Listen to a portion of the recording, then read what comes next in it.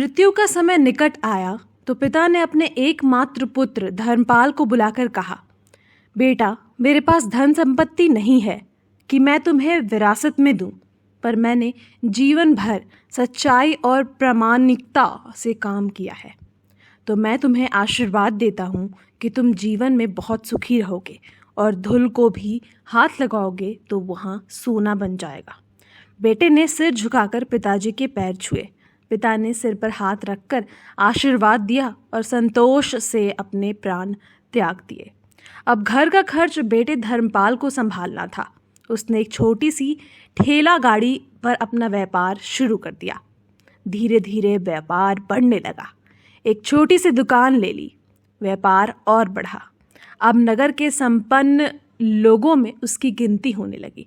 उसको विश्वास था कि यह सब मेरे पिता के आशीर्वाद का ही फल है, क्योंकि उन्होंने जीवन में दुख उठाया पर कभी धैर्य नहीं छोड़ा, श्रद्धा नहीं छोड़ी, प्रामाणिकता नहीं छोड़ी। इसलिए उनकी वाणी में बल था और उनके आशीर्वाद फलीभूत हुए और मैं सुखी हुआ। उसके मुंह से बराबर यह बात निकलती थी। एक दिन उसके एक मित्र ने पूछा, तुम्हारे पिता में इतना बल था तो वह स्वयं संपन्न क्यों नहीं हुए, सुखी क्यों नहीं हुए? धर्मपाल ने बताया, मैं पिता की ताकत की बात नहीं कर रहा हूँ, मैं उनके आशीर्वाद की ताकत की बात कर रहा हूँ। इस प्रकार वह बराबर अपने पिता के आशीर्वाद की बात करता तो लोगों ने उसका नाम ही रख दिया बाप का आशीर्वाद। धर्मपाल को इससे बुरा नहीं लगता। वह कहता कि मैं अपने पिता के आशीर्वाद के काबिल निकलूं, यही चाहता हूँ। ऐसा करते हुए कई साल बीत गए। वह विदेशों में व्यापार करने लगा। जहाँ भी व्यापार करता उससे बहुत लाभ होता। एक बार उसके मन में आया कि मुझे लाभ ही लाभ होता है, तो मैं एक बार नुकसान का अनुभव करूं। तो उसने अपने एक मित्र से पूछा कि ऐसा व्यापार बताओ कि जिसमें मुझे नुकसान हो। मित्र को लगा कि इसको अपनी सफलता का और पैसों का घमंड आ गया है। इसका घमंड दूर करने के लिए इसको ऐसा धंधा बताओ कि इसको नुकसान ही नुकसान हो। तो उसने उसको बताया कि तुम भारत में लौंग खरीदो और जहाज में भरकर अफ्रीका के जंजीबार में जाकर बेचो। धर्मपाल को यह बात ठीक लगी। जंजीबार तो लौंग का देश है। वहाँ से लौंग भारत में लाते हैं और यहाँ 10-12 गुना भाव पर बेचते हैं।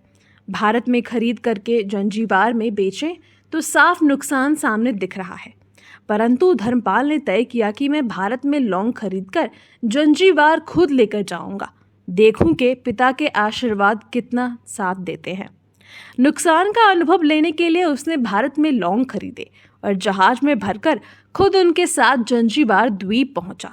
जंजीबार में सुल्तान का राज्य था। धर्मपाल जहाज से उतरकर और लंबे रेतीले रास्ते पर जा रहा था वहां के व्यापारियों से मिलने को। उसे सामने से सुल्तान जैसा व्यक्ति पैदल सिपाहियों के साथ आता हुआ दिखाई दिया। उसने किसी से पूछा कि यह कौन है। उन्होंने कहा, यह सुल्तान है। सुल्तान ने उसको सामने देखकर उसका परिचय पूछा।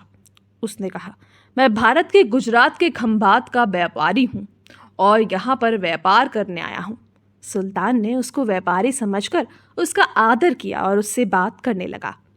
धर्मपाल ने देखा कि सुल्तान के साथ सैकड़ों सिपाही है, परंतु उनके हाथ में तलवार, बंदूक आदि कुछ भी ना होकर बड़ी बड़ी छलनियां हैं। उसको आश्चर्य हुआ। उसने विनम्रतापूर्वक सुल्तान से पूछा, आपके सैनिक इतनी छलनी लेकर क्यों जा रहे हैं?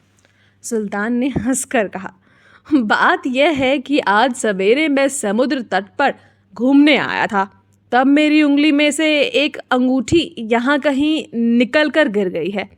अब रेत में अंगूठी कहाँ गिरी पता नहीं, तो इसलिए मैं इन सैनिकों को साथ लेकर आया हूँ। यह रेत छानकर मेरी अंगूठी उसमें तलाश करेंगे। धर्मपाल ने कहा, अंगूठी बहुत महंगी होगी। सुल्तान ने कहा, नहीं, उससे बहुत अधिक कीमत वाली अनगिनत अंगूठी मेरे पास हैं, पर वह अंगूठी एक फ़कीर का आशीर्वाद है।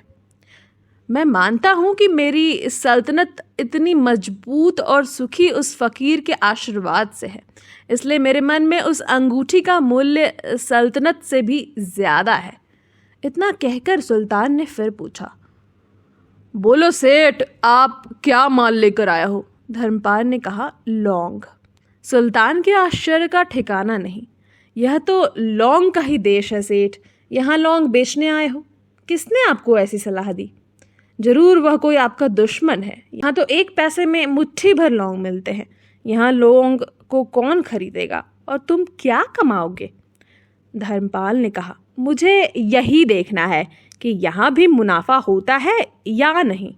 मेरे पिता के आशीर्वाद से आज तक मैंने जो धंधा किया उसमें मुनाफा ही मुनाफा हुआ, तो अब मैं देखना चाहता हूँ कि उनके आशीर्वाद यहाँ भी फलते हैं या नहीं। सुल्तान ने पूछा, पिता के आशीर्वाद? इसका क्या मतलब? धर्मपाल ने बताया, मेरे पिता सारे जीवन ईमानदारी और प्रामाणिकता से काम करते रहे, परंतु धन नहीं कमा सके। उन्होंने मरते समय मुझे भगवान का नाम लेकर मेरे सिर पर हाथ रखकर आशीर्वाद दिया था कि तेरे हाथ में धूल भी सोना बन जाएगी। ऐसा बोलते बोलते धर्मपाल नीचे झुका और जमीन की रेत से एक मुट्ठी भरी और सम्राट सुल्तान के सामने मुट्ठी खोलकर उंगलियों के बीच में से रेत नीचे गिराई तो दोनों का आश्चर्य का पार नहीं रहा। उसके हाथ में एक हीरे जड़ित अंगूठी थी। यह वही सुल्तान की गुमी हुई अंगूठी थी। अंगूठी देखकर सुल्तान बहुत प्रसन्न हुआ। बोला, वाह खुदा, आपकी करामत का पार नहीं। आप पिता के आशीर्वाद को सच्चा करते हो। धर्मपाल ने कहा, फकीर के आशीर्वाद को भी वही परमात्मा सच्चा करता है। सुल्तान और खुश हुआ, धर्मपाल को गले लगा लिया और कहा, मांग सेठ, आज तू जो मांगेगा मैं दूंगा। धर्मपाल ने कहा, आप 100 वर्ष तक जीवित रहो और प्रजा का अच्छी तरह से पालन करो। प्रधान और अधिक प्रसन्न हो गया और उसने कहा, सेठ, तुम्हारा सारा माल मैं आज खरीदता हूँ और मैं तुम्हारी मुंह मांगी कीमत दूंगा। इस कहानी से शिक्षा मिलती है कि पिता के आशीर्वाद हों तो दुनिया की कोई ताकत कहीं भी तुम्हें पराजित नहीं होने देगी। पिता और माता की सेवा का फल निश्चित रूप से मिलता है। आशीर्वाद जैसी और कोई संपत्ति नहीं है। बालक के मन को जानने वाली माँ और भविष्य को संवारने वाले पिता, यही दुनिया के 2 महान ज्योतिषी हैं। अब बुजुर्गों का सम्मान करें, यही भगवान की सबसे बड़ी सेवा है।